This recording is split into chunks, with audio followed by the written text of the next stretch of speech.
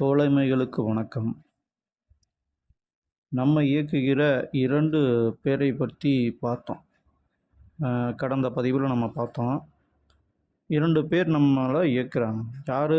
ஒன்று சிவம் என்னும் உயிர், இன்னொன்று பதிவுகளால் ஆன மனம். இந்த 2ஆல் இயங்குவது தான் நாம். இப்போ அதை பற்றி தான் கொஞ்சம் விரிவாக பார்க்க போகிறோம். இன்னும் புரிதலாக சொல்லணும்னு நினைக்கிறேன். உணர்வுகள், உணர்ச்சிகள். இந்த உணர்ச்சிகள் என்பது பதிவுகளால் தோற்றுவிப்பது. பதிவுகள் என்பது ஐம்புலன்களால் பதிய வைக்கப்படுவது. அதாவது இப்போ கண்களால் பார்க்குறோம்,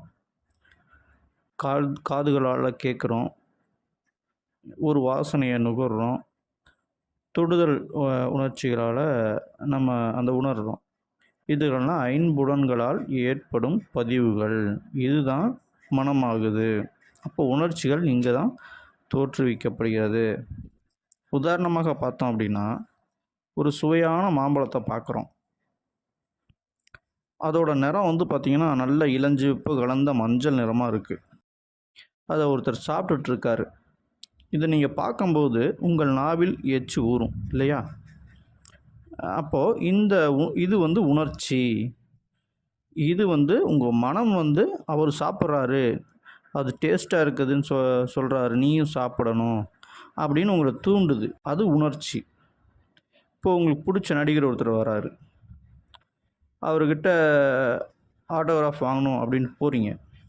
இது அந்த தூண்டுதலுக்கு பேர் உணர்ச்சி. ஒரு நல்ல பாட்டு கேட்குது, அந்த பாட்டை கேட்டோடனேயுமே அதை திரும்பவும் கேட்கணுன்னு உங்களுக்கு தோணுது. அது உணர்ச்சி.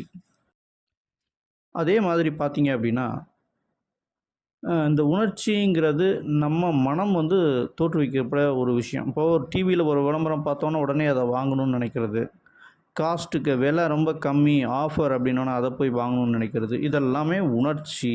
இதெல்லாம் மனத்தால் உங்கள் மனதால் தோற்றுவிக்கப்படும் விஷயங்கள். இப்போ உணர்வுகளை பற்றி பார்க்குறோம். உணர்வுகள் அப்படின்னா உயிரால் தூண்டப்படுவது. சொல்லணும்னா ஒரு தாய் உணர்வுன்னு இருக்குங்க, தாய்மை உணர்வு.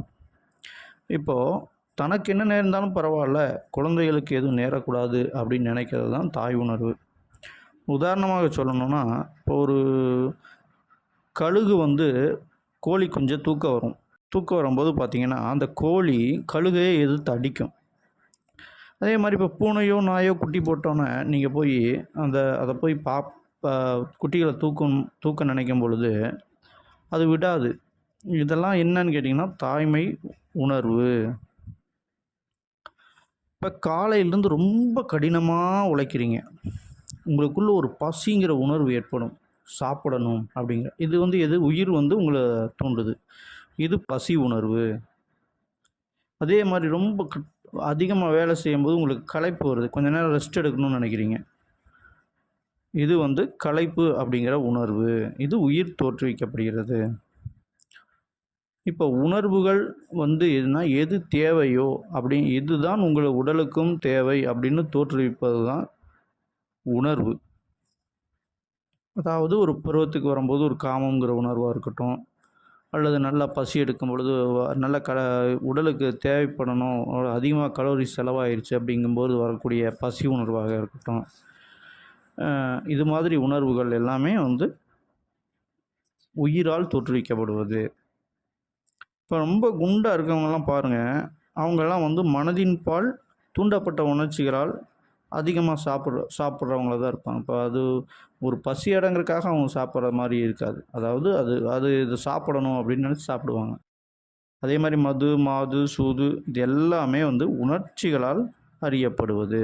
இதெல்லாம் தூண்டுவது மனம். ஆக உயிர் உணர்வுகளை தோற்றுவிக்கும் பொழுது அதை உணர்ந்து நடந்தோமானால் நம்ம உடம்பு நல்லா இருக்கும்,